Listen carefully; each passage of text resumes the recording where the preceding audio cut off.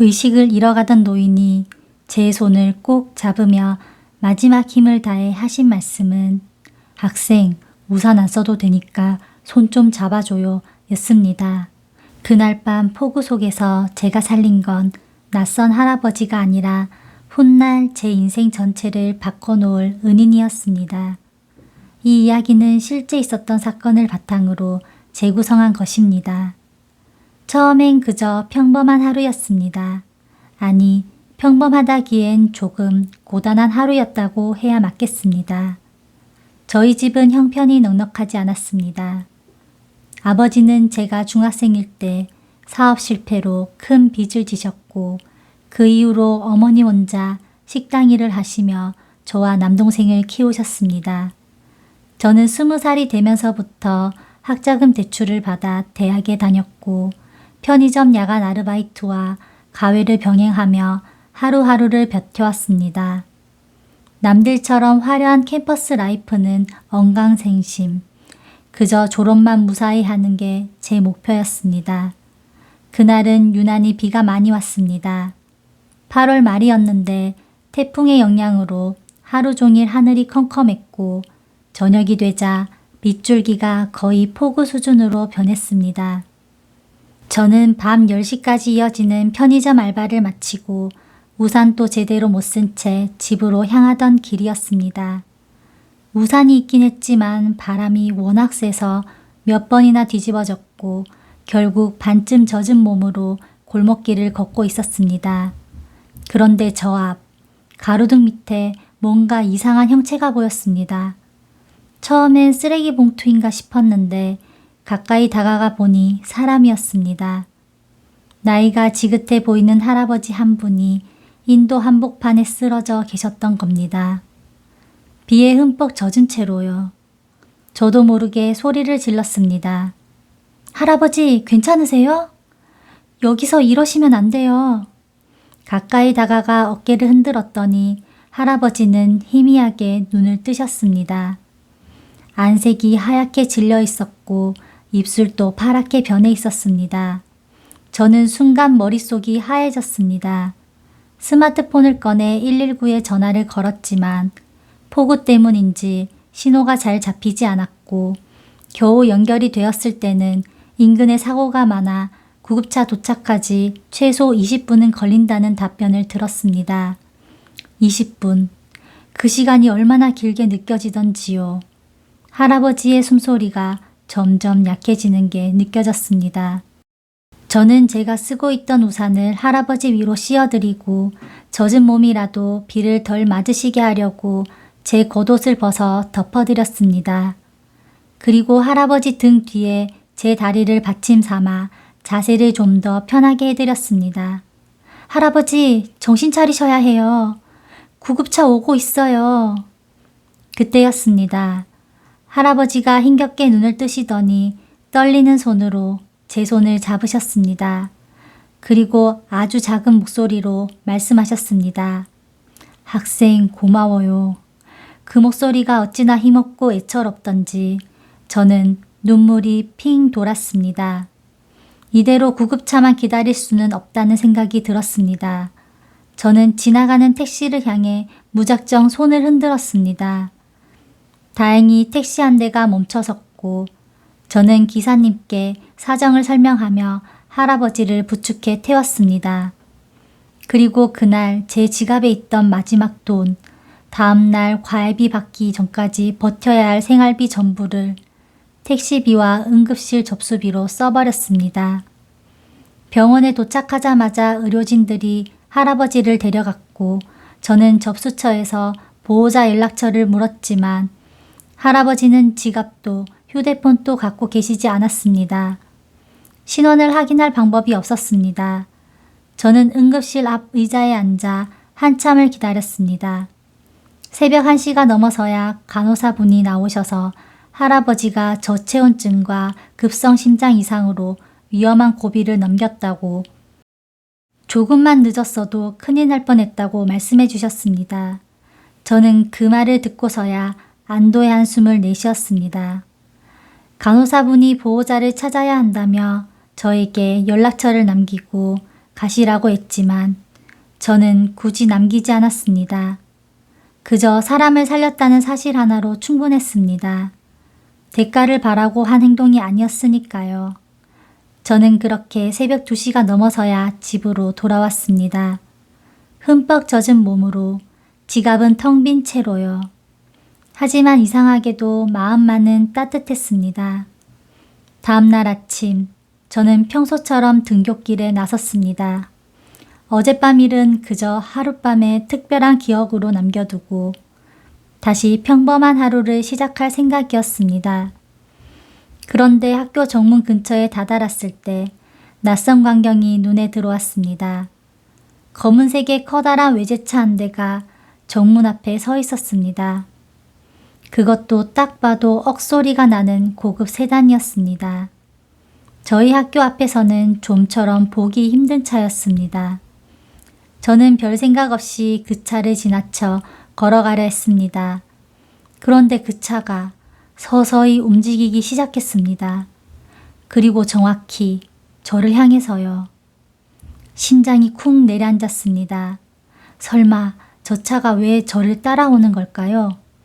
순간 온갖 불길한 생각이 머릿속을 스쳤습니다.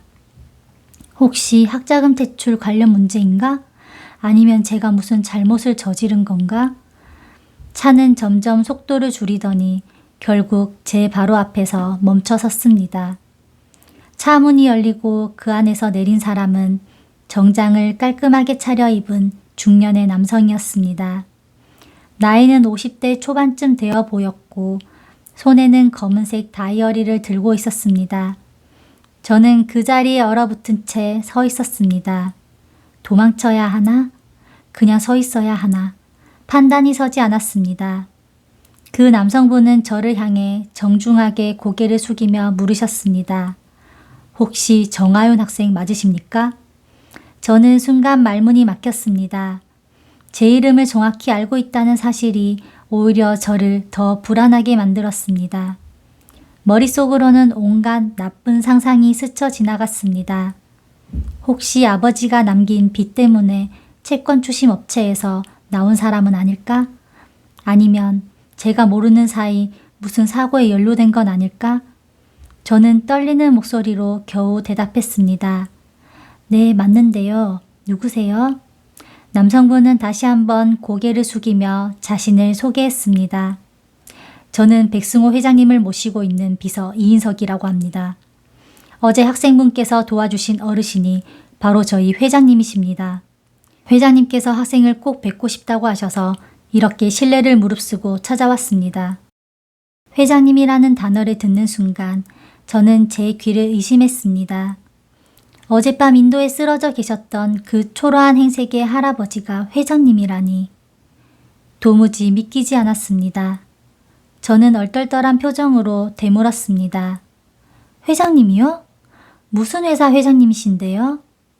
이인석 비서님은 웃으며 명함 한 장을 건네려 하셨지만 저는 손사래를 치며 사양했습니다. 그 순간 마침 등교하던 같은 과 친구들 몇 명이 이 광경을 목격하고 말았습니다. 검은 세단, 정장 입은 남자, 그리고 저. 누가 봐도 심상치 않은 조합이었습니다. 친구들 사이에서 수근거리는 소리가 들려왔습니다. 야, 쟤 하윤이 맞지? 근데 저 차 뭐야? 완전 재벌집 차 아니야? 설마 하윤이 스폰서 있는 거 아니야? 요즘 알바한다, 어쩐다 하더니. 미쳤다. 진짜 저런 차 타는 사람이 왜 우리 학교에 와? 그 말들이 제 귀에 화살처럼 꽂혔습니다. 저는 그동안 단 한 번도 부끄럽지 않게 살아왔다고 자부했습니다. 아무리 형편이 어려워도 스스로 벌어서 학비를 내고 남에게 손 벌리지 않고 버텨온 시간이었습니다. 그런데 순식간에 이상한 오해에 휩싸일 위기에 처한 것입니다. 얼굴이 화끈거리고 손이 떨렸습니다. 저는 다급하게 이인석 비서님께 말씀드렸습니다. 저기 죄송한데 여기서 이러시면 제가 좀 곤란해서요. 오해받을 만한 상황이라. 이인석 비서님은 상황을 눈치채셨는지 재빨리 고개를 끄덕이며 목소리를 낮추셨습니다. 아, 죄송합니다. 제가 경솔했네요. 그럼 혹시 오늘 오후에 잠시 시간 내주실 수 있으신가요? 회장님께서 직접 감사 인사를 드리고 싶다고 하셔서요. 저는 순간 망설였습니다. 사실 어제 한 행동에 대해 어떤 보상이나 감사 인사를 받을 생각은 전혀 없었습니다. 그저 사람이 쓰러져 있어서 도운 것 뿐이었으니까요.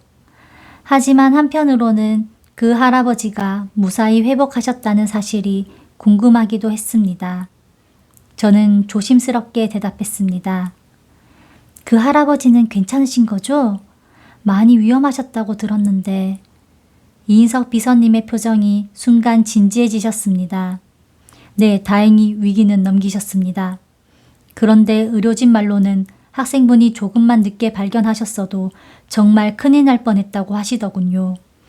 회장님께서도 그 이야기를 듣고 몹시 놀라시면서 은인을 꼭 찾아야 한다고 말씀하셨습니다.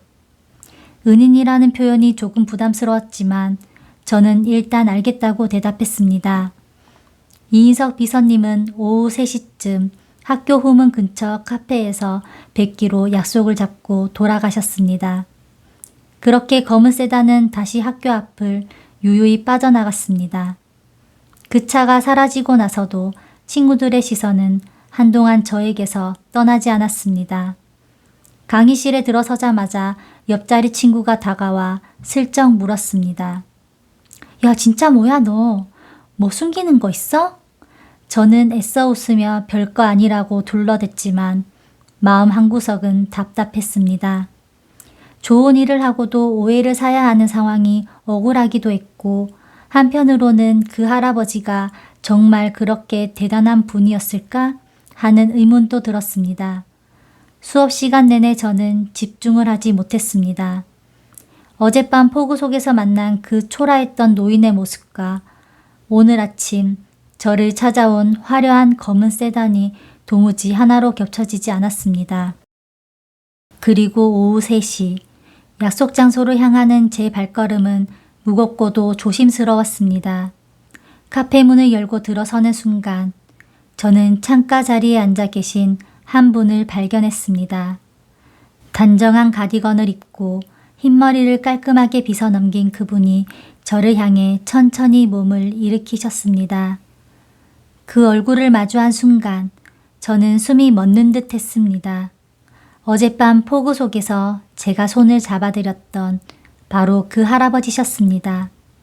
카페 안 창가 자리에서 몸을 일으키신 그분과 눈이 마주치는 순간 저는 그 자리에 그대로 멈춰 섰습니다. 어젯밤 폭우 속에서 숨을 헐떡이시던 그 초췌한 모습과는 완전히 달랐습니다. 단정하게 빗어넘긴 흰머리, 깔끔한 가디건 차림에 온화한 미소를 띤 얼굴. 하지만 저 눈빛만은 분명 어제와 같았습니다.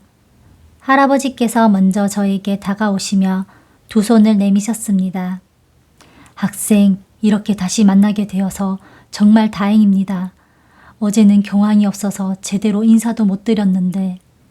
저는 얼떨결에 손을 맞잡으며 고개를 숙였습니다. 아니에요. 괜찮으세요? 많이 놀라셨을 텐데. 할아버지는 저를 자리에 앉히시고는 맞은편에 다시 앉으셨습니다. 이인석 비서님은 저희 옆에 조용히 서 계셨고 할아버지는 저를 지그시 바라보며 말씀을 이어가셨습니다. 의사 선생님 말로는 학생이 응급조치를 제대로 안 했으면 정말 큰일 날 뻔했다고 하더군요. 저체온에 심장까지 무리가 온 상태였는데 학생이 옷을 덮어주고 체온을 유지시켜준 덕분에 견딜 수 있었답니다. 저는 손사래를 치며 말씀드렸습니다. 아니에요. 저는 그냥 당연히 해야 할 일을 한 것뿐이에요. 누구라도 그 상황이었으면 똑같이 했을 거예요. 할아버지는 그 말을 들으시고는 잠시 말없이 저를 바라보셨습니다. 그 눈빛에는 뭐라 설명하기 힘든 깊은 감정이 서려 있었습니다. 그러시더니 조용히 안주머니에서 명함 한 장을 꺼내 저에게 내미셨습니다. 정식으로 인사드리겠습니다. 저는 백승호라고 합니다. 저는 명함을 받아들고 시선을 내렸습니다. 그리고 그 순간 저는 제 눈을 의심할 수밖에 없었습니다. 명함에는 국내에서도 손꼽히는 대기업, 그룹의 이름과 함께 회장이라는 직함이 선명하게 적혀 있었습니다.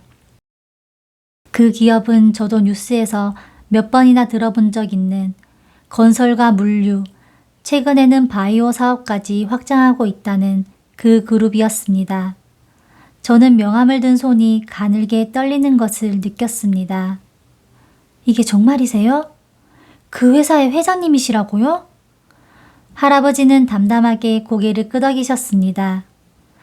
네, 맞습니다. 놀라셨죠?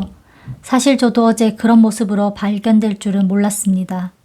혈압 때문에 오래전부터 약을 먹고 있었는데 그날따라 갑자기 어지럼증이 심해져서 정신을 잃었던 것 같습니다.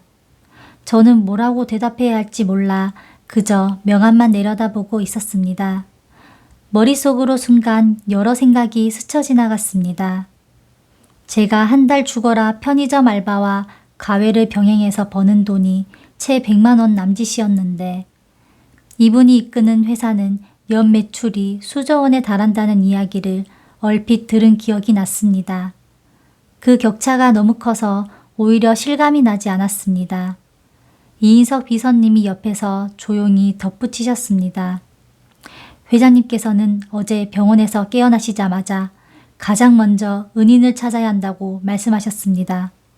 병원 CCTV와 기록을 통해 겨우 학생분 인적사항을 확인할 수 있었고요. 저는 그제야 어제 응급실에서 연락처를 남기지 않았던 게 오히려 이런 방식으로 확인이 된 거구나 싶었습니다. 할아버지, 아니 백승호 회장님은 저를 물끄러미 바라보시더니 다시 입을 여셨습니다. 학생, 실례가 안 된다면 하나 여쭤봐도 될까요? 그날 밤 왜 그냥 지나치지 않고 저를 도와주셨습니까? 요즘 같은 세상에 낯선 사람을 그것도 그런 폭우 속에서 선뜻 돕는다는 게 쉬운 일이 아닌데요. 저는 잠시 생각하다가 솔직하게 대답했습니다. 그냥 사람이 쓰러져 있는데 못 본 척 지나칠 수가 없었어요. 저희 아버지도 예전에 길에서 쓰러지신 적이 있었는데 그때 어떤 분이 도와주셔서 큰 도움을 받았거든요. 그 생각이 나서 그랬던 것 같아요. 회장님은 그 말을 들으시고는 잠시 눈을 감으셨습니다. 그러고는 나지막이 말씀하셨습니다. 그렇군요. 은혜는 이렇게 돌고 도는 거군요. 저는 그 말이 어딘가 뭉클하게 다가왔지만 동시에 이 상황이 몹시 불편하기도 했습니다. 대기업 회장님과 마주 앉아 있다는 사실 자체가 저에게는 너무나 낯설고 부담스러운 자리였습니다. 저는 조심스럽게 자리에서 일어나며 말씀드렸습니다. 회장님 건강 회복하셨다니 정말 다행이에요. 저는 이만 가볼게요. 수업이 있어서요. 그런데 회장님이 저를 붙잡으셨습니다. 잠시만요, 학생. 제가 이렇게 그냥 보내드릴 수는 없습니다. 생명의 은인에게 최소한의 성의는 표해야 하지 않겠습니까? 그러시더니 이인석 비서님에게 눈짓을 하셨고 비서님은 미리 준비해 두신 듯한 봉투 하나를 조용히 테이블 위에 올려놓으셨습니다. 두툼한 그 봉투를 본 순간 저는 직감적으로 그 안에 상당한 액수가 들어있다는 것을 알 수 있었습니다. 회장님은 그 봉투를 제 쪽으로 밀어놓으시며 말씀하셨습니다. 이거 받아주세요. 제 목숨값이라고 생각하면 이것도 부족합니다. 저는 그 봉투를 바라보며 순간 마음이 복잡해졌습니다. 사실 저에게는 절실히 필요한 돈이었습니다. 밀린 학자금 대출이자 어머니 병원비, 다음 학기 등록금까지 그 봉투 하나면 제 어깨를 짓누르던 여러 걱정들이 한순간에 해결될 수도 있었습니다. 하지만 이상하게도 손이 선뜻 그 봉투로 향하지 않았습니다. 저는 잠시 침묵하다가 결국 고개를 저으며 말씀드렸습니다. 회장님, 정말 죄송하지만 이건 받을 수 없을 것 같아요. 제가 봉투를 도로 회장님 쪽으로 밀어드리자 회장님과 이인석 비서님 모두 놀란 표정을 지으셨습니다. 이인석 비서님은 살짝 당황한 목소리로 말씀하셨습니다. 학생분, 이거 정말 큰 액수인데요. 회장님 성의를 이렇게 거절하시면. 저는 마음을 다잡고 회장님을 똑바로 바라보며 말씀드렸습니다. 회장님 오해하지 말아주세요. 회장님 성의가 감사하지 않다는 게 아니에요. 다만 제가 그날 회장님을 도운 건 나중에 뭔가를 받을 생각이 있어서가 아니었어요. 그냥 사람이 쓰러져 계셔서 도운 것뿐인데 여기에 대가가 붙으면 그 순간의 의미가 달라지는 것 같아서요. 회장님은 잠시 아무 말씀도 하지 않으셨습니다. 그저 조용히 저를 바라보실 뿐이었습니다. 저는 말을 이어갔습니다. 저희 집이 넉넉하지 않은 건 사실이에요. 저도 사람인지라 이 돈이 있으면 당장 숨통이 트일 거라는 것도 알아요. 근데 제가 이 돈을 받으면 마치 제가 처음부터 뭔가 바라고 회장님을 도운 것처럼 느껴질 것 같아요. 그건 저 스스로도 견디기 힘들 것 같아요. 회장님의 눈빛이 흔들리는 게 보였습니다. 잠시 후 회장님은 나지막이 한숨을 내쉬시며 말씀하셨습니다. 학생, 혹시 실례가 안 된다면 왜 그렇게까지 생각하게 됐는지 여쭤봐도 될까요? 보통 학생 나이 또래라면 이런 돈 마다하기가 쉽지 않을 텐데요. 저는 잠시 망설이다가 어릴 적 이야기를 조심스럽게 꺼냈습니다. 사실 제가 중학생 때 저희 아버지가 사업하시다가 크게 실패하신 적이 있어요. 그때 아버지 지인이라는 분이 찾아와서 돈을 좀 빌려주겠다고 하셨거든요. 근데 나중에 알고 보니 그게 그냥 순수한 도움이 아니었어요. 그 돈을 빌미로 저희 아버지한테 무리한 요구를 하기 시작하시더라고요. 결국 저희 가족은 그 일 때문에 더 힘든 시간을 보내야 했어요. 회장님은 조용히 제 이야기를 들으셨습니다. 저는 잠시 숨을 고르고 말을 이었습니다. 그때 어린 마음에 그런 생각을 했던 것 같아요. 대가가 붙은 도움은 결국 사람을 올가맬 수도 있다고요. 그래서 저는 그 이후로 남한테 뭔가를 바라지 않고 저도 남에게 뭔가를 줄 때 대가를 바라지 않으려고 노력하면서 살아왔어요. 그게 제 나름의 원칙이었던 것 같아요. 회장님은 그 이야기를 들으시고는 한참 동안 말이 없으셨습니다. 그러다 문득 창밖을 바라보시며 조용히 말씀하셨습니다. 학생, 참 어른스럽게 자랐네요. 그 나이에 그런 생각을 하기가 쉽지 않은데. 저는 괜히 부끄러워져서 시선을 내렸습니다. 회장님은 다시 저를 바라보시며 말씀을 이으셨습니다. 그런데 학생, 저는 이 돈을 그냥 감사의 표시로 드리려던 게 아니었습니다. 사실 저도 학생 나이 때 아주 어려운 시절을 보낸 적이 있습니다. 그때 누군가 저를 도와준 적이 있는데 저는 그 은혜를 제대로 갚지 못했어요. 그게 평생 마음의 짐으로 남아 있습니다. 그래서 학생을 통해서라도 그 마음의 짐을 조금이나마 덜고 싶었던 겁니다. 저는 그 말에 조금 놀랐습니다. 대기업 회장님이라는 분이 그런 개인적인 이야기를 저에게 털어놓으실 줄은 몰랐기 때문입니다. 저는 조심스럽게 여쭤보았습니다. 회장님도 그런 시절이 있으셨어요? 회장님은 옅은 미소를 지으시며 고개를 끄덕이셨습니다. 물론입니다. 저도 학생 못지않게 어려운 시절을 보냈습니다. 그 이야기를 하자면 좀 길어질 텐데 괜찮으시면 다음에 시간 내서 들려드리고 싶군요. 저는 그 제안에 살짝 당황했지만 이상하게도 그 이야기가 궁금해졌습니다. 회장님은 봉투를 다시 안주머니에 넣으시며 말씀하셨습니다. 알겠습니다. 그럼 이 돈은 거두겠습니다. 대신 제가 부탁 하나만 드려도 될까요? 가끔이라도 좋으니 저와 차 한잔 나눌 시간을 내주실 수 있으신가요? 그저 학생 같은 젊은 친구와 이야기 나누는 것만으로도 저한테는 큰 의미가 있을 것 같아서요. 저는 그 부탁이 무리한 것도 아니고 딱히 거절할 이유도 없어서 고개를 끄덕였습니다. 그 정도라면 괜찮을 것 같아요. 회장님의 얼굴에 처음으로 환한 미소가 번졌습니다. 그 미소를 보는 순간 저는 왠지 모르게 마음 한구석이 따뜻해지는 것을 느꼈습니다. 그렇게 저희는 그날 이후로 종종 만남을 이어가기로 했습니다. 하지만 그때까지만 해도 저는 전혀 알지 못했습니다.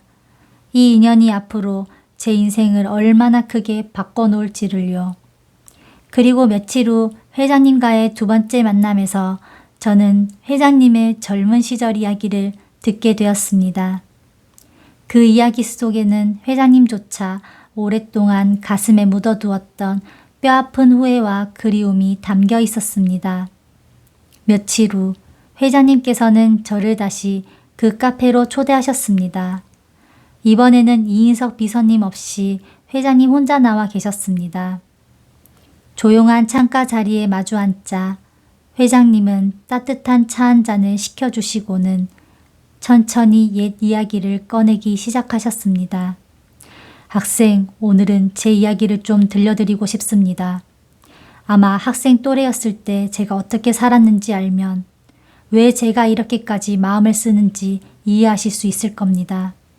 저는 찻잔을 두 손으로 감싸쥐고 조용히 회장님의 말씀에 귀를 기울였습니다. 회장님은 1948년생이시라고 하셨습니다. 6.25 전쟁이 끝난 직후에 혼란스러운 시절, 강원도의 작은 산골 마을에서 태어나셨다고 했습니다. 아버지는 전쟁통에 다리를 다쳐 일을 제대로 하실 수 없었고 어머니 혼자 삭바느질과 밭일로 5남매를 키우셨다고 합니다. 회장님은 그중 셋째였는데 어릴 때부터 유난히 총명하다는 소리를 들었지만 정작 학교 문턱도 제대로 밟기 힘든 형편이었다고 하셨습니다. 저는 15살 때 서울로 무작정 올라왔습니다. 그때는 다들 그랬죠. 서울 가면 뭐라도 될 줄 알고요. 처음엔 청계천 근처 인쇄소에서 심부름꾼으로 일했습니다. 잠은 인쇄소 창고 한편에서 자고 밥은 하루 한 끼 겨우 얻어먹던 시절이었습니다. 저는 그 이야기를 들으며 저도 모르게 마음이 아려왔습니다. 회장님은 잠시 창밖을 바라보시더니 말씀을 이으셨습니다. 그러던 어느 겨울, 제가 17살 때였습니다. 그날 또 인쇄소 일을 마치고 늦게 돌아가던 길이었는데 갑자기 고열이 나서 길바닥에 쓰러지고 말았습니다. 그때는 지금처럼 구급차를 부를 형편도 안 됐고 저를 아는 사람도 그 동네엔 없었습니다. 회장님은 잠시 말씀을 멈추셨다가 다시 이어가셨습니다. 그때 한 아주머니가 지나가시다가 저를 발견하셨습니다. 리어카에 채소를 싣고 다니시며 장사하시던 분이었는데 저를 보시고는 놀라서 근처 약국까지 업고 가주셨습니다. 그러고는 약값까지 대신 내주시고 제가 정신을 차릴 때까지 밤새 곁에서 간호해 주셨습니다. 얼굴도 모르는 저를 말입니다. 저는 그 이야기를 들으며 왠지 모르게 가슴이 뭉클해졌습니다. 회장님의 표정이 순간 아주 먹먹해 보였습니다. 그 아주머니는 자신의 이름도 어디 사는지도 제대로 알려주지 않으셨습니다.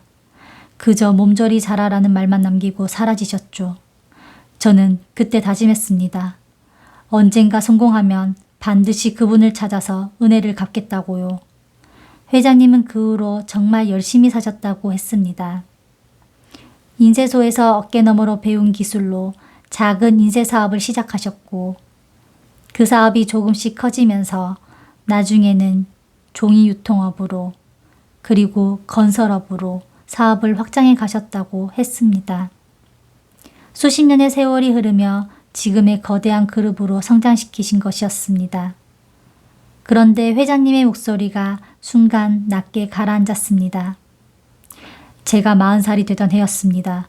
사업이 어느 정도 자리를 잡고 나서 저는 사람을 풀어서 그 아주머니를 백방으로 찾아다녔습니다. 그 동네를 다시 찾아가고 옛 상인들을 수소문하고 할 수 있는 모든 방법을 동원했습니다. 저는 조심스럽게 여쭤보았습니다. 그래서 찾으셨어요? 회장님은 고개를 천천히 저으셨습니다. 그리고 잠시 눈을 감으시더니 목이 메인 듯한 목소리로 말씀을 이으셨습니다. 찾긴 찾았습니다. 그런데 이미 10년 전에 돌아가신 후였습니다. 자식도 없이 혼자 사시다가 그것도 병원비가 없어서 제대로 치료도 못 받으시고 눈을 감으셨다고 하더군요. 저는 순간 말을 잃었습니다. 회장님의 눈가가 촉촉해지는 것이 보였습니다. 회장님은 애써 담담한 척 하시며 말씀을 이으셨습니다. 그 이야기를 듣고 저는 며칠을 알아누웠습니다. 제가 조금만 더 일찍 찾았더라면, 조금만 더 빨리 성공했더라면 그분의 마지막이 그렇게 외롭고 힘들지 않았을 텐데. 그 생각이 지금 또 저를 괴롭힙니다. 돈이 아무리 많아져도 사람이 갚아야 할 은혜를 제때 갚지 못하면 그건 평생의 한으로 남더군요. 저는 그 이야기를 들으며 왜 회장님이 저에게 그토록 정성스럽게 감사를 표하려 하셨는지 비로소 이해가 되었습니다. 회장님은 저를 지그시 바라보시며 말씀하셨습니다. 학생을 처음 만났을 때 저는 순간적으로 그 아주머니 생각이 났습니다. 아무 대가 없이 낯선 사람을 돕는다는 게, 그것도 요즘 같은 세상에 얼마나 드문 일인지 저는 누구보다 잘 알고 있습니다. 그래서 학생만큼은 절대 그분처럼 쓸쓸하게 두고 싶지 않았습니다. 저는 그 말에 눈시울이 붉어졌습니다. 회장님이 저에게 왜 그렇게까지 마음을 쓰셨는지 그 진심이 절절하게 느껴졌습니다. 하지만 동시에 저는 조심스러운 마음도 들었습니다. 제가 그 돌아가신 아주머니 대신이 될 수는 없는 노릇이었으니까요. 회장님은 잠시 침묵하시다가 이번엔 사뭇 진지한 표정으로 저에게 말씀하셨습니다. 학생, 제가 이런 부탁을 드려도 될지 모르겠습니다만 혹시 저와 조금 더 가까이 지내주실 수 있으실까요? 대가를 바라는 게 아닙니다. 그냥 제가 사람 사는 정을 다시 느끼고 싶어서 그렇습니다. 저에게는 이제 자식들도 다 커서 각자 바쁘게 살고 아내는 먼저 세상을 떠난 지 오래됐거든요. 저는 그 말에 담긴 외로움을 느낄 수 있었습니다.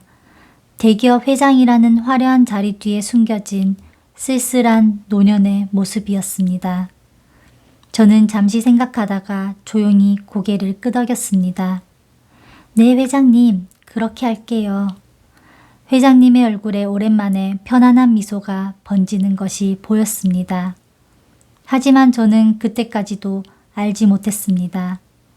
회장님이 이미 은밀하게 제가 모르는 곳에서 저를 위한 어떤 계획을 세우고 계셨다는 사실을요. 그날 이후 저는 회장님과 종종 만남을 이어가게 되었습니다. 한 달에 한두 번 정도 카페에서 차를 마시며 이런저런 이야기를 나누는 정도였습니다. 회장님은 제 학교 생활이나 진로에 대해 궁금해하셨고 저는 그저 평범한 손녀가 할아버지께 하듯 편안하게 이야기를 나눴습니다. 그때까지만 해도 저는 이 만남이 그저 감사한 인연 정도라고만 생각했습니다. 하지만 제가 전혀 알지 못하는 곳에서 조용히 다른 일들이 진행되고 있었습니다. 나중에 알게 된 사실이지만 회장님은 저와의 첫 만남 이후 이인석 비서님을 통해 저에 대한 여러 가지를 파악하고 계셨습니다.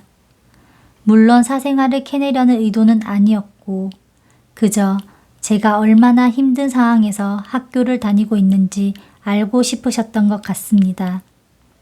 제가 다니던 대학교의 학자금 대출 규모는 한 학기에 대략 350만 원 가량이었습니다. 국가장학금을 일부 받고 있었지만 그것만으로는 턱없이 부족했습니다.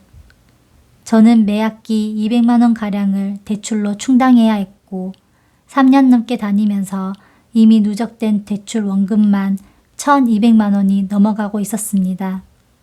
게다가 이자까지 더해지면서 매달 갚아야 될 이자만 해도 적지 않은 금액이었습니다.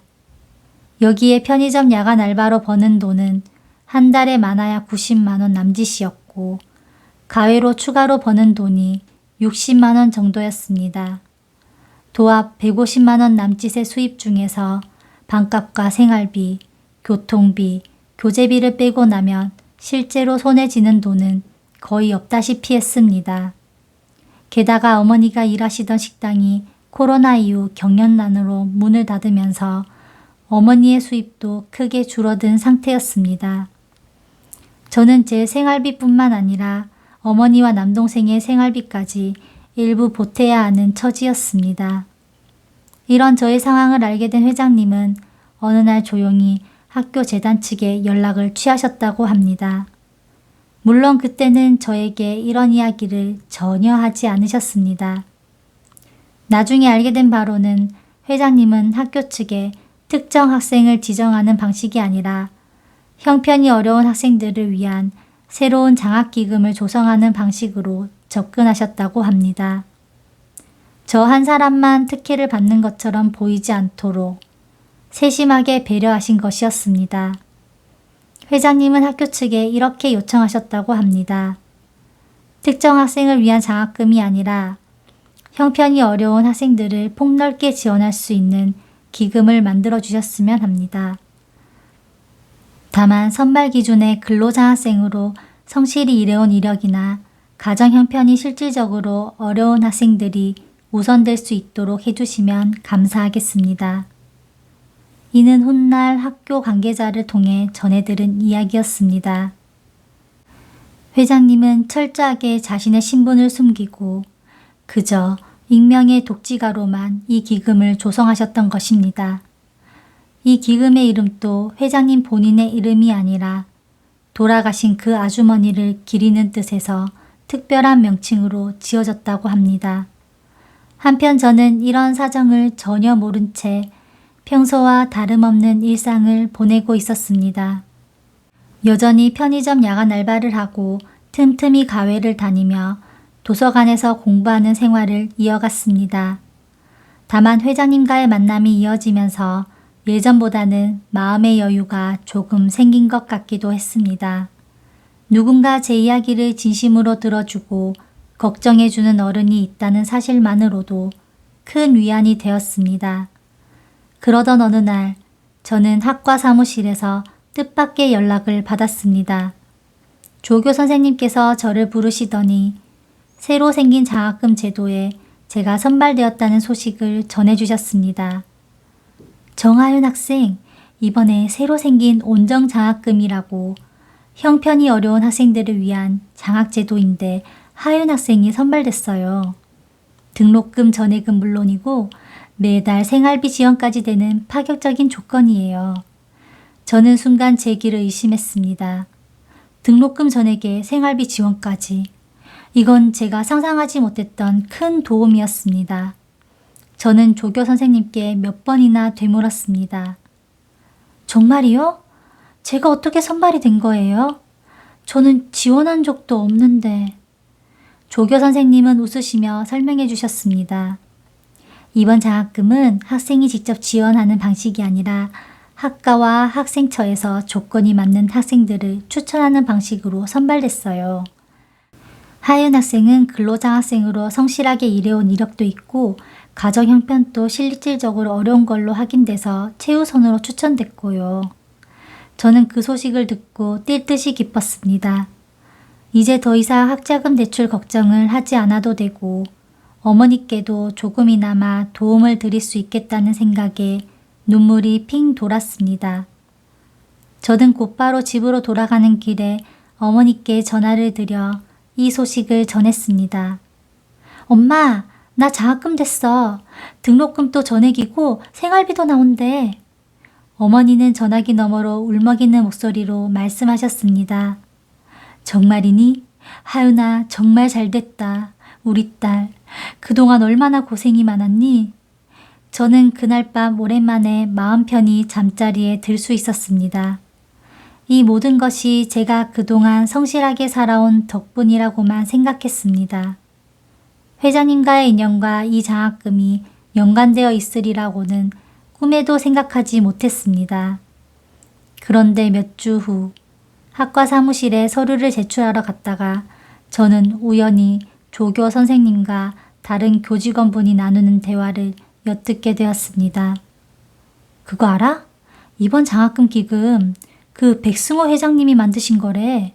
완전 비밀로 하려고 하셨다는데 이사장님이 실수로 말씀하셨나 봐. 그 순간 저는 그 자리에 얼어붙고 말았습니다. 백승호 회장님. 그 이름을 듣는 순간 모든 퍼즐이 맞춰지는 기분이었습니다. 그 대화를 엿들은 순간부터 저는 하루 종일 마음이 어지러웠습니다. 집으로 돌아가는 버스 안에서도 저녁을 먹으면서도 온통 그 생각뿐이었습니다.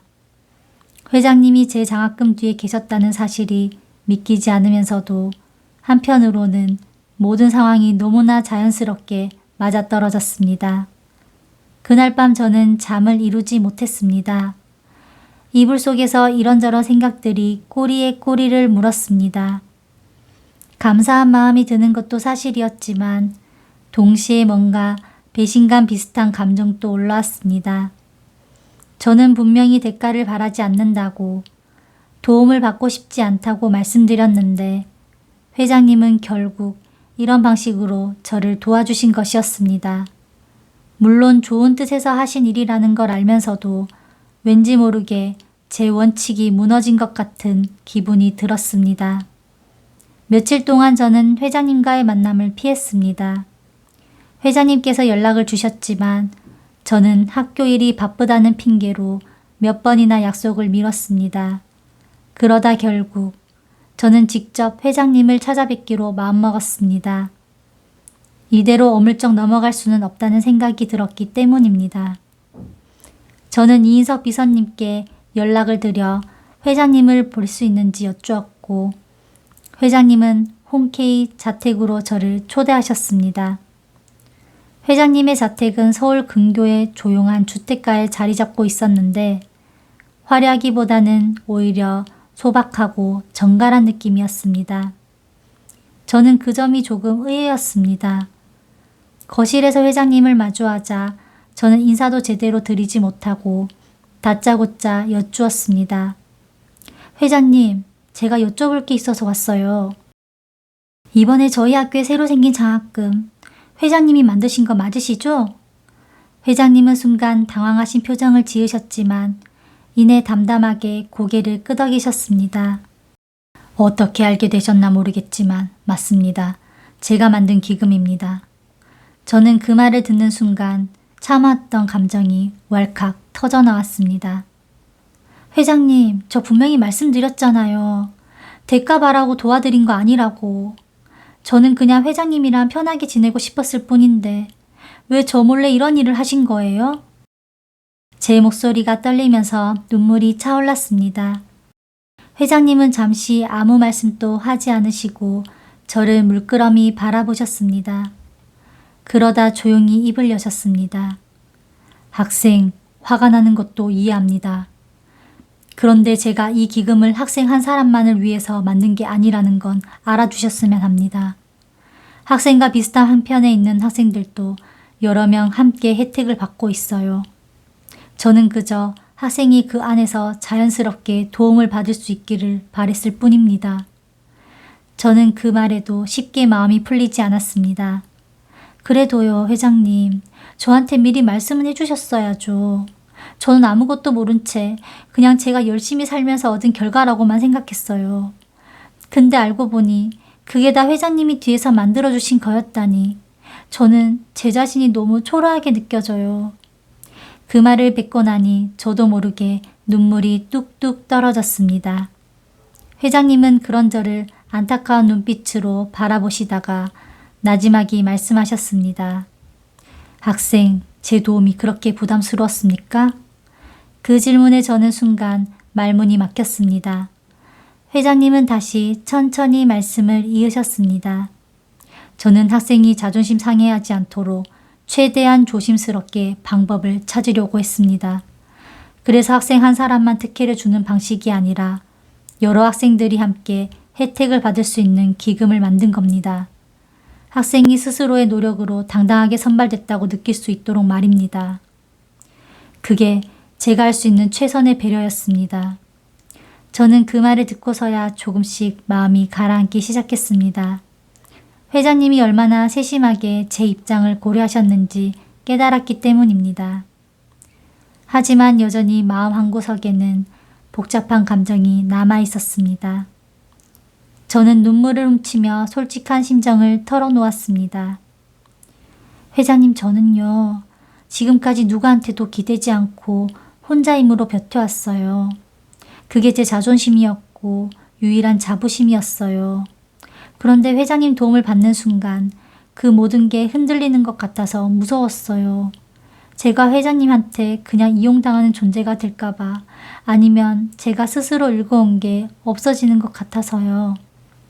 회장님은 그 말을 들으시고는 잠시 눈을 감으셨습니다. 그리고는 아주 나지막한 목소리로 말씀하셨습니다.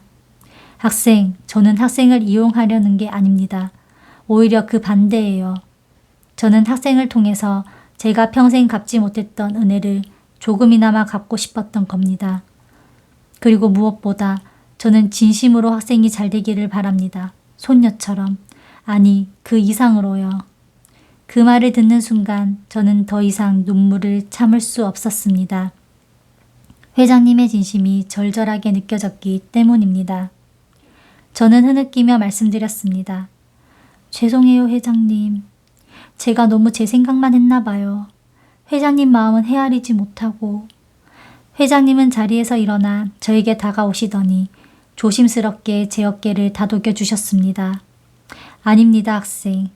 자존심을 지키려는 그 마음, 저는 오히려 존경스럽습니다. 그런 마음을 가진 사람이니까 제가 더더욱 학생을 돕고 싶은 겁니다. 앞으로도 부담 갖지 마세요. 저는 그저 학생이 힘들 때 기댈 수 있는 어른 한 명이 되고 싶을 뿐입니다. 저는 그날 회장님의 품에서 한참을 울었습니다. 그동안 쌓여있던 서름과 외로움이 한꺼번에 터져나오는 것 같았습니다. 그리고 그 순간 저는 처음으로 누군가에게 온전히 기댈 수 있다는 것이 얼마나 큰 위안인지를 깨달았습니다. 그렇게 저희 사이의 오해는 눈물과 함께 풀렸고 저는 회장님을 진짜 가족처럼 여기기 시작했습니다. 하지만 행복한 시간 또 잠시, 얼마 지나지 않아 저희 가족에게 또 다른 시련이 찾아오고 말았습니다. 회장님과의 오해가 풀린 후 저는 한결 편안한 마음으로 학교 생활을 이어갔습니다. 장학금 때문에 경제적인 부담이 크게 줄었고 회장님과의 만남도 더욱 잦아졌습니다. 이제는 정말로 친할아버지를 뵙듯 편안하게 찾아뵙고 이런저런 일상을 나누는 사이가 되었습니다. 회장님도 저를 만날 때마다 한결 밝아지신 표정이셨고 가끔은 손수 담그신 매실차를 내어주시며 옛날 이야기를 들려주시곤 하셨습니다. 그렇게 평온한 나날이 이어지던 어느 가을날이었습니다. 저는 학교 도서관에서 시험 공부를 하고 있었는데 남동생에게서 다급한 전화가 걸려왔습니다. 누나, 엄마 갑자기 쓰러지셨어. 지금 구급차 불렀는데 빨리 좀 와줘. 저는 그 말을 듣자마자 심장이 내려앉는 것 같았습니다. 책을 그대로 팽개쳐 두고 정신없이 병원으로 달려갔습니다. 응급실에 도착했을 때 어머니는 이미 산소 마스크를 쓰신 채 의식이 흐릿한 상태로 누워 계셨습니다. 의사 선생님은 저에게 심각한 표정으로 상황을 설명해 주셨습니다. 어머님이 뇌출혈 증세를 보이고 계십니다. 정밀 검사 결과 수술이 시급한 상황인데 골든타임을 놓치면 위험할 수 있습니다. 저는 그 말을 듣는 순간 다리에 힘이 풀려 그 자리에 주저앉을 뻔했습니다. 남동생은 이미 눈물 범벅이 되어 있었고 저 역시 손이 덜덜 떨렸습니다. 겨우 정신을 붙잡고 수술 동의서에 사인을 하려는데 병원 관계자가 저에게 수술비에 대해 안내를 해주었습니다. 수술비와 입원비를 포함해서 대략 2천만 원 정도가 필요합니다. 응급수술이다 보니 우선 계약금이라도 먼저 처리해 주셔야 수술이 진행됩니다. 2천만 원이라는 액수를 듣는 순간 저는 눈앞이 캄캄해졌습니다. 저희 집에 그런 큰 돈이 있을 리 만무했습니다. 어머니가 그동안 모아두신 돈은 이미 아버지 사업 실패로 진 빚을 갚느라 남아있는 게 거의 없었고 저 역시 장학금 때문에 학비 부담은 줄었지만 목돈을 마련할 형편은 전혀 아니었습니다. 저는 순간 회장님이 떠올랐습니다. 그리고 곧바로 마음속에서 갈등이 일었습니다. 지난번에 그렇게 자존심을 내세우며 회장님의 도움을 부담스러워했는데 이번에도 또 회장님께 손을 벌린다면 저 스스로가 너무 염치 없는 사람이 되는 것 같았습니다. 하지만 어머니의 생명이 걸린 문제 앞에서 저는 더 이상 자존심을 따질 겨를이 없었습니다. 저는 떨리는 손으로 휴대폰을 꺼내 이인석 비서님께 전화를 걸었습니다. 신호음이 울리는 동안 저는 몇 번이나 전화를 끊을까 망설였지만 결국 통화가 연결되었습니다. 비서님, 죄송한데 혹시 회장님 지금 연락 가능하실까요? 저희 어머니가 갑자기 쓰러지셔서요. 이인석 비서님은 사정을 듣자마자 곧바로 회장님께 상황을 전하셨고 채 10분도 지나지 않아 회장님께서 직접 저에게 전화를 걸어오셨습니다. 학생, 지금 어느 병원입니까? 자세히 말씀해 보세요. 저는 울먹이며 병원 이름과 상황을 설명드렸습니다. 회장님은 침착한 목소리로 말씀하셨습니다. 알겠습니다. 제가 지금 바로 가겠습니다. 그리고 수술은 걱정하지 말고 우선 진행하라고 하세요. 비용 문제는 제가 처리하겠습니다. 저는 순간 또 갈등이 밀려왔습니다. 이렇게 또 회장님께 의지해도 되는 걸까? 이게 맞는 선택일까? 하는 생각이 스쳤습니다. 저는 조심스럽게 말씀드렸습니다. 회장님, 정말 죄송한데 이번에도 이렇게 도움을 받는 게 맞는 건지 모르겠어요. 제가 너무 염치 없이 회장님께 기대는 것 같아서요. 전화기 너머로 회장님의 단호하면서도 다정한 목소리가 들려왔습니다. 학생, 지금은 그런 걸 따질 때가 아닙니다. 사람 목숨이 걸린 일 앞에서 자존심이 무슨 소용입니까? 저도 학생 어머님을 제 가족처럼 생각하고 있습니다. 지금 당장 필요한 건 그런 고민이 아니라 어머님을 살리는 일입니다. 저는 그 말을 듣고 눈물이 왈칵 쏟아졌습니다. 회장님의 말씀이 100번 맞았습니다. 지금은 자존심을 따질 때가 아니라 어머니를 살리는 게 우선이었습니다. 저는 겨우 목소리를 가다듬고 대답했습니다. 감사합니다, 회장님. 정말 감사합니다. 회장님은 30분도 채 되지 않아 병원에 도착하셨습니다. 병원 관계자들과 직접 이야기를 나누시고 곧바로 수술 진행에 필요한 모든 절차를 처리해 주셨습니다. 어머니는 곧바로 수술실로 들어가셨고 저와 남동생 그리고 회장님은 수술실 앞 대기실에서 초조하게 기다렸습니다. 수술은 무려 6시간 넘게 이어졌습니다. 그 긴 시간 동안 회장님은 단 한순간도 자리를 뜨지 않으시고 저희 곁을 지켜주셨습니다. 중간중간 저와 남동생에게 따뜻한 음료를 건네주시며 괜찮을 거라고 걱정하지 말라고 다독여 주셨습니다. 그 모습이 마치 진짜 할아버지처럼 느껴져서 저는 또 한 번 마음이 뭉클해졌습니다. 드디어 수술실 문이 열리고 담당 의사 선생님이 나오셨습니다. 저희는 모두 자리에서 벌떡 일어나 의사 선생님께 다가갔습니다. 의사 선생님은 담담한 표정으로 말씀하셨습니다. 수술은 잘 끝났습니다. 다행히 골든타임 안에 수술이 진행돼서 큰 후유증 없이 회복하실 수 있을 것 같습니다.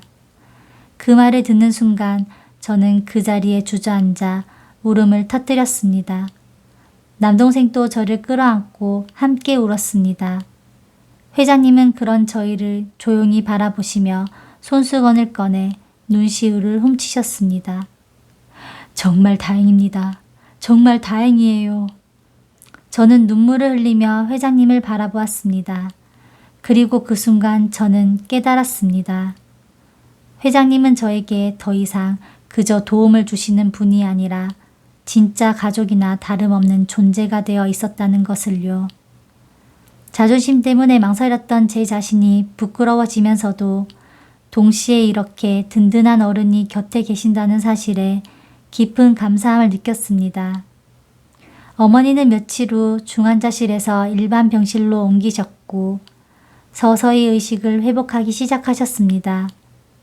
어머니가 처음 눈을 뜨셨을 때 저는 그동안 있었던 모든 이야기를 조심스럽게 전해드렸습니다.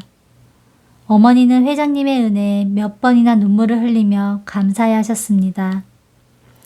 그리고 그날 저녁 회장님은 병실을 나서며 저에게 조용히 말씀하셨습니다. 학생, 제가 오늘 이 일을 겪으면서 다시 한번 깊이 생각했습니다. 이제 저도 나이가 있고 언제 어떻게 될지 모르는 몸입니다. 그래서 학생에게 꼭 하고 싶은 말이 있는데 조만간 자리를 마련해서 진지하게 말씀드리고 싶습니다. 저는 그 말씀에 왠지 모를 예감이 들었습니다. 회장님이 저에게 무슨 이야기를 하시려는 걸까? 궁금하면서도 한편으로는 마음이 무거워졌습니다. 어머니의 수술이 무사히 끝나고 몇 주가 지난 어느 주말, 회장님은 저를 다시 저택으로 초대하셨습니다. 그날은 유난히 하늘이 맑고 청명했던 것으로 기억합니다. 거실에 마주 앉자 회장님은 평소와 달리 조금 긴장된 표정으로 저를 바라보셨습니다. 학생, 오늘은 제가 오래전부터 생각해온 이야기를 좀 하려고 합니다. 편하게 들어주셨으면 합니다. 저는 조용히 고개를 끄덕이며 회장님의 다음 말씀을 기다렸습니다. 회장님은 천천히 말씀을 이어가셨습니다. 저는 이제 80을 바라보는 나이입니다. 자식들은 다들 해외에서 혹은 각자의 사업으로 바쁘게 지내고 있고 아내는 먼저 하늘로 떠난 지 오래됐습니다. 솔직히 말씀드리면 저는 그동안 마음 한구석이 늘 허전했습니다. 돈도 명예도 다 가졌다고 사람들은 말하지만 정작 마음을 나눌 사람이 없었으니까요. 저는 그 말씀에 마음이 아려왔습니다. 회장님은 잠시 숨을 고르시고는 말씀을 이으셨습니다. 그런데 학생을 만나고 나서 저는 오랜만에 사람 사는 정이라는 걸 다시 느꼈습니다. 학생이 저를 대가 없이 도와주었을 때, 그리고 어머님이 위독하셨을 때도 자존심을 지키려 애쓰던 그 모습을 보면서 저는 학생이야말로 제가 평생 찾아 헤매던 그런 사람이라는 걸 깨달았습니다. 회장님은 잠시 말씀을 멈추셨다가 조심스럽게 다시 입을 여셨습니다. 그래서 드리는 말씀인데 저는 학생을 제 법적인 손녀로 입양하고 싶습니다. 물론 학생에게는 이미 사랑하는 어머니와 남동생이 있다는 걸 압니다. 그 가족을 대신하겠다는 게 아닙니다. 다만 저도 학생의 가족이 되고 싶습니다. 제가 가진 것들을 물려주고 학생이 앞으로 살아가는데 든든한 울타리가 되어주고 싶습니다. 저는 그 말씀을 듣고 한동안 아무 말도 할 수 없었습니다. 예상치 못한 제안에 머릿속이 복잡해졌습니다. 회장님은 제 표정을 살피시며 조심스럽게 덧붙이셨습니다. 부담 갖지 않으셔도 됩니다. 천천히 생각해 보시고 답을 주셔도 좋습니다. 저는 그저 학생에게 제 진심을 전하고 싶었을 뿐입니다. 저는 며칠 동안 깊이 고민했습니다. 어머니와도 이 이야기를 나누었는데 어머니는 뜻밖에도 담담하게 말씀하셨습니다. 하윤아, 그건 네 인생이야. 엄마는 네가 좋은 어른을 만나서 더 넓은 세상을 보고 더 좋은 기회를 얻을 수 있다면 그것만으로도 감사해. 회장님 마음이 진심이라는 건 엄마도 느껴져. 네가 원한다면 받아들여도 괜찮아. 저는 그제야 마음을 정리할 수 있었습니다.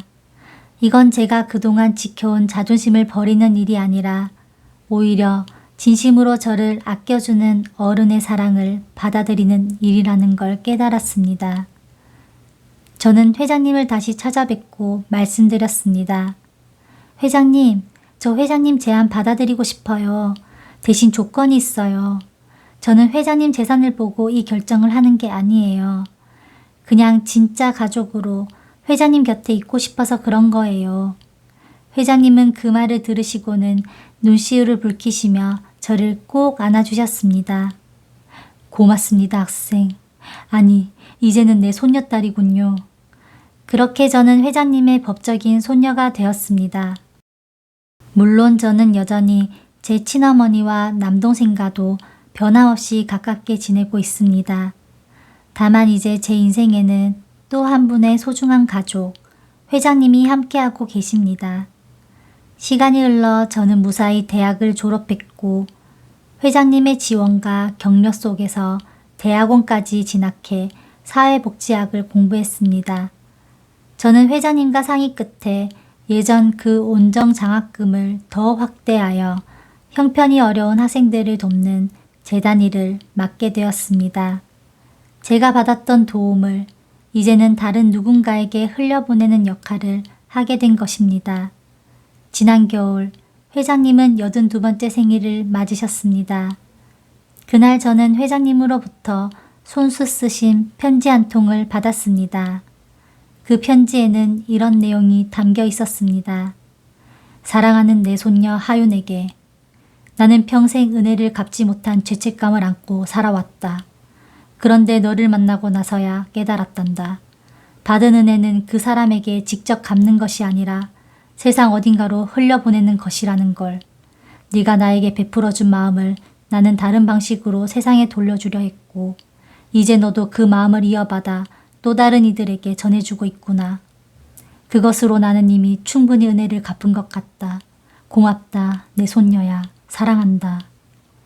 저는 그 편지를 읽으며 하염없이 눈물을 흘렸습니다. 그리고 다짐했습니다. 회장님께서 저에게 보여주신 그 따뜻한 마음을 저 역시 앞으로 만나게 될 수많은 사람들에게 전하며 살아가겠다고요. 폭우가 쏟아지던 그날 밤 제가 우산을 씌워드렸던 낯선 노인 한 분과의 만남이 이렇게 제 인생 전체를 바꿔놓을 줄은 상상도 하지 못했습니다. 하지만 돌이켜보면 그것은 그저 우연이 아니라 어쩌면 오래전부터 이어져 온 선의의 순환이었던 것 같습니다. 받은 은혜는 갚는 것이 아니라 흘려보내는 것입니다. 지금 이 이야기를 보고 계신 여러분도 살아오시면서 크고 작은 선의를 베풀어 오셨을 겁니다. 그 선의가 언젠가 어떤 방식으로든 다시 여러분께 따뜻하게 돌아오기를 진심으로 바랍니다. 오늘 이야기가 마음에 와닿으셨다면 구독과 좋아요, 댓글로 여러분의 이야기도 들려주세요. 다음 이야기에서 또 다른 인생의 한 장면으로 찾아뵙겠습니다. 감사합니다.